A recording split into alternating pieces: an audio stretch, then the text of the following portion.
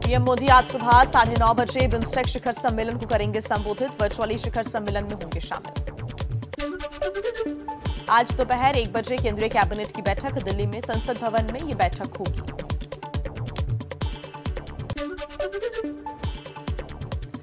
दिल्ली के तीनों नगर निगमों के एकीकरण के बिल पर आज लोकसभा में होगी चर्चा। आज ही बिल के पास होने की है संभावना। बीरभूम हिंसा की जांच के लिए बनी बीजेपी की केंद्रीय कमेटी आज सुबह 11 बजे पार्टी अध्यक्ष जेपी नड्डा को रिपोर्ट सौंपेगी। हिंसा के बाद बीजेपी की टीम ने किया था दौरा। बीजेपी ने धमकी देने वाली टीएमसी विधायक की चुनाव आयोग से शिकायत की। राज्यपाल धनखड़ ने बिगड़ती कानून व्यवस्था पर चर्चा के लिए सीएम ममता को मिलने के लिए बुलाया है। चुनाव आयोग ने हमें आश्वस्त किया कि उनके खिलाफ एक्शन वो लेंगे।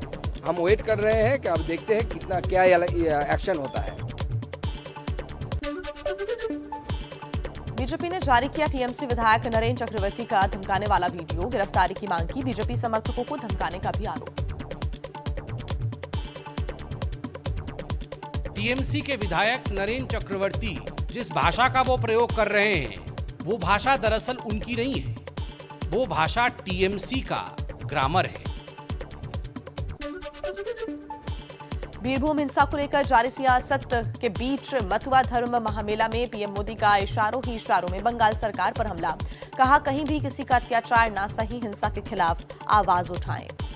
राजनीतिक विरोध के कारण अगर किसी को हिंसा से डरा धमका कर कोई रोकता है तो वो दूसरों के अधिकारों का हनन है। उसका विरोध किया जाए। प्रधानमंत्री मोदी ने कल बंगाल के बीजेपी सांसदों को नाश्ते पर बुलाया। दिल्ली में पीएम आवास पर मुलाकात होगी। टीएमसी महासचिव अभिषेक बनर्जी की पत्नी रुजिरा को ईडी ने आज पूछताछ के लिए बुलाया। कल अभिषेक बनर्जी पेश नहीं हुए थे।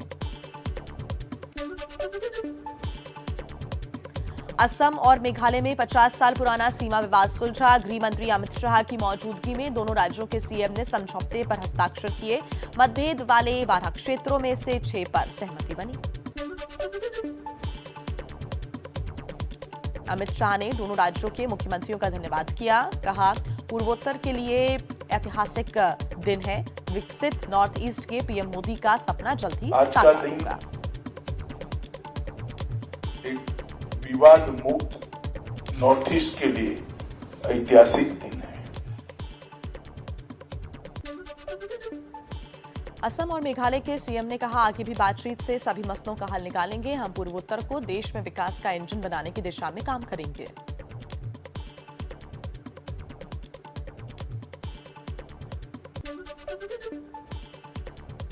यूपी में दोबारा योगी सरकार बनने के बाद विधानसभा में सीएम योगी का पहला संबोधन। सभी विधायकों से सदन की गरिमा बनाए रखने की अपील की। कहा लोकतंत्र की गरिमा को मजबूत करेंगे। लोकतंत्र को पुष्ट करने के लिए सर्वानुमति का रास्ता अपनाने और लोकतंत्र की गरिमा को और उसकी मर्यादा को बनाए रखने के लिए हम मिलकर के इस अभियान को आगे बढ़ाएंगे। यूपी विधानसभा में आमने सामने सीएम योगी और अखिलेश यादव। सदन में अखिलेश का बयान। कहा मैं विदेश नहीं गया होता तो देश का सबसे अच्छा एक्सप्रेसवे नहीं बन पाता। विदेश नहीं गया होता तो शायद देश का सबसे अच्छा एक्सप्रेसवे नहीं बना पाता।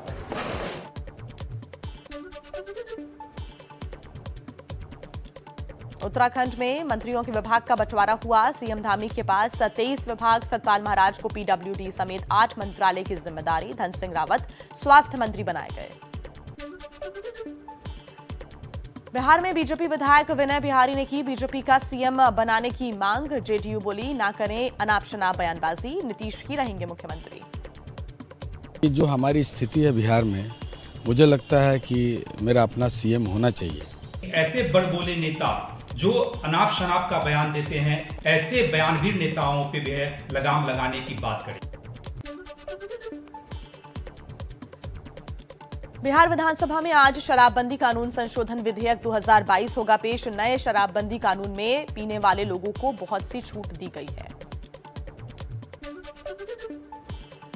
दिल्ली विधानसभा में सीएम अरविंद केजरीवाल ने कहा, खून का एक एक कतरा देश के लिए समर्पित, देश के नाम पर कोई राजनीति नहीं करेंगे, पंजाब की सुरक्षा के लिए केंद्र के साथ है।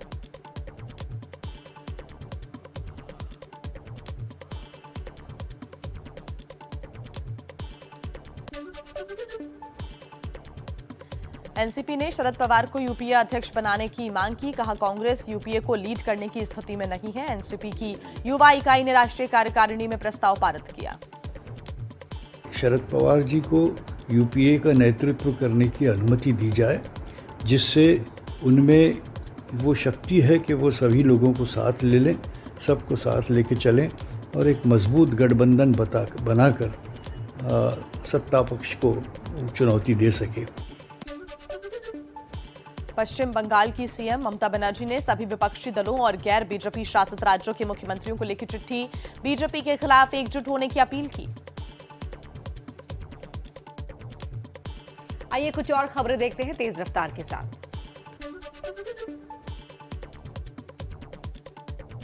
पीएम आवास योजना के तहत प्रधानमंत्री मोदी ने मध्य प्रदेश के 5,21,000 लाभार्थियों का वर्चुअली गृह प्रवेश कराया। कहा, ईमानदार कोशिश से ही गरीबी भागी। ये 5.25 लाख घर गांव की गरीब महिलाओं को लखपति बनाने के अभियान का प्रतिबिंब है।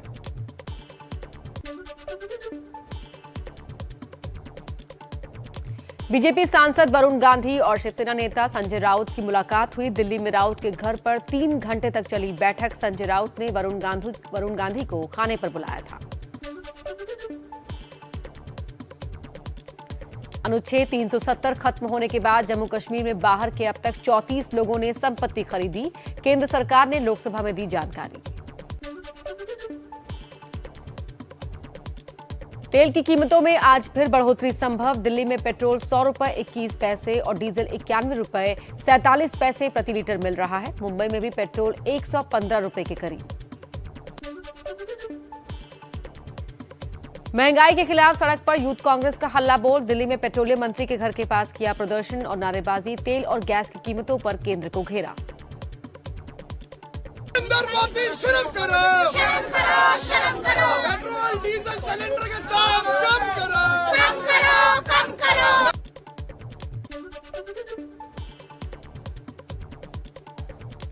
तेल की बढ़ते दामों पर कांग्रेस का निशाना। कहा, पेट्रोल हो गया 100 के पार, डकैती कर रही है ये सरकार।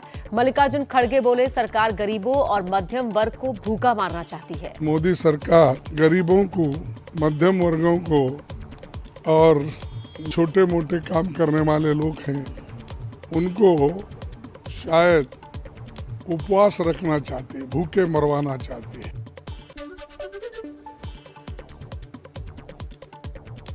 महंगाई पर कांग्रेस के हमले पर बीजेपी का पलटवार। बीजेपी के सांसद रमेश बिधूड़ी ने कहा, सबसे ज्यादा महंगाई वहां है जहां कांग्रेस की सरकार है। कांग्रेस संवेदनहीन है, विपक्षी। मैं पूछना चाहता हूं, महाराष्ट्र, राजस्थान के अंदर सबसे ज्यादा, बंगाल सबसे ज्यादा पेट्रोल की कीमत वहां पे है।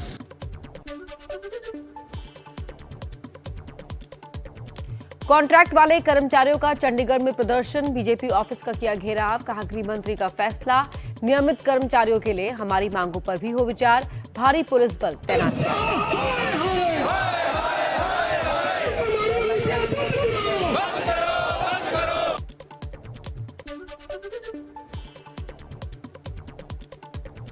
शिमला में खालिस्तान समर्थकों के विरोध में कांग्रेस की तिरंगा यात्रा। कांग्रेस नेता विक्रमादित्य सिंह के नेतृत्व में निकली यात्रा। शिमला में खालिस्तान समर्थक नेता ने खालिस्तानी झंडा फहराने की धमकी दी थी। मुंबई में उठी मस्जिदों में लगे अवैध लाउडस्पीकर्स को हटाने की मांग। बीजेपी नेता मोहित कंबोज ने की मांग। पुलिस कमिश्नर से मस्जिदों से लाउडस्पीकर हटाने की अपील की। गैर कानूनी तरीके से ये जो लाउड स्पीकर लगे हुए हैं, कृपया करके ये पूरे लाउड स्पीकर मुंबई से पांडे जी को उतरवाने चाहिए और नॉइस फ्री मुंबई इसको करना चाहिए।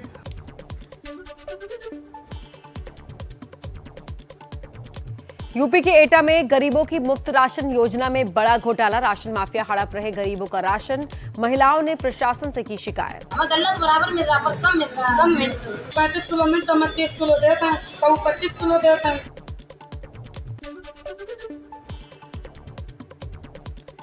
केंद्रीय मंत्री अनुराग ठाकुर का दुबई एक्सपो में दिखा अलग अंदाज। बॉलीवुड एक्टर रणवीर सिंह के साथ मल्हारी गाने पर किया डांस। देश में एक दिन में कोरोना के 1259 नए केस, 35 लोगों की गई जान। अब तक 12 से 14 साल के 1.5 करोड़ बच्चों को लगा टीका। स्वास्थ्य मंत्री ने ट्वीट किया, कोरोना हारेगा, देश जीतेगा। कुशीनगर के बाबर हत्याकांड में योगी सरकार का मरहम। बाबर के परिजनों को 2 लाख रुपए की मदद। हत्याकांड के 4 नामजद आरोपी गिरफ्तार। तुरंत कार्रवाई न करने पर एसएसओ समेत 2 पुलिसकर्मी लाइन हाजिर। गोरखपुर के चौरी चौरा बवाल में अब तक 14 आरोपियों की गिरफ्तारी। इस मामले में समाजवादी पार्टी के 3 नेता हैं मुख्य आरोपी। तीनों पर 25-25 हजार रुपए का इनाम घोषित। पुलिस लगातार छापा मार रही है। महाराष्ट्र के पुणे में दर्दनाक हादसा। कात्रज इलाके में एक के बाद एक करीब 20 रसोई गैस के सिलेंडरों में धमाका। अवैध रूप से करीब 100 सिलेंडरों को एक साथ रखा गया था।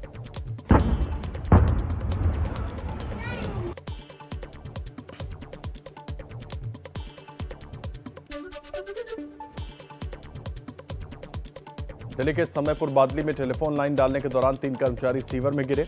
बचाने गया रिक्शा चालक भी गिरा। एनडीआरएफ की टीम 4 शवों को निकाला। दिल्ली पुलिस ने नीरज बावनिया, टिल्लू ताजपुरिया गैंग के नए गिरोह का पर्दाफाश किया। 12 बदमाश गिरफ्तार। दिल्ली एनसीआर के अलावा पंजाब, राजस्थान, हरियाणा और चंडीगढ़ में गैंग ने फैला रखा था आतंक।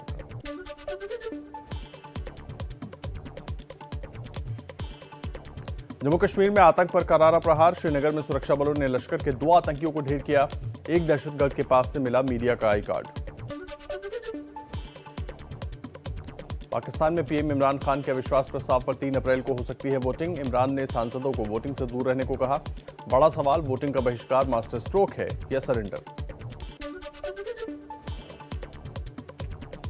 पाकिस्तान के गृह मंत्री शेख रशीद के हवाले से बड़ी खबर। कहा, इमरान खान इस्तीफा नहीं देंगे, आखिरी गेंद तक खेलेंगे।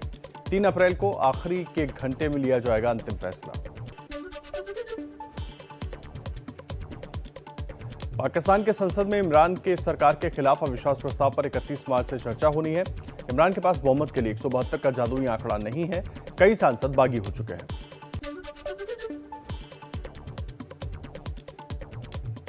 पीएमएलएन की नेता मरियम नवाज की इमरान खान को चुनौती। कहा, 172 का आंकड़ा पूरा करके दिखाएं। बिलावल भुट्टो बोले, इमरान मुकाबले के लिए तैयार नहीं, हमारी फतेह हो चुकी है।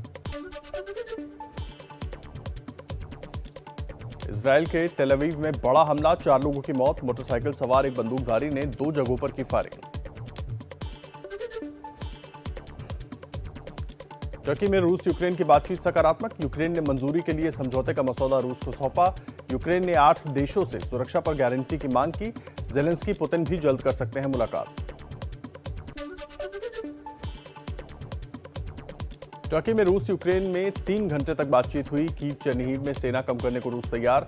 यूक्रेन ने कहा, फिलहाल सीजफायर पर कोई समझौता नहीं। रूस यूक्रेन के बीच युद्ध का आज 35वां दिन। सुलह की गुंजाइश के बीच रूस ने यूक्रेन पर एयर स्ट्राइक की। माइकोलेव में 7 नागरिकों की मौत।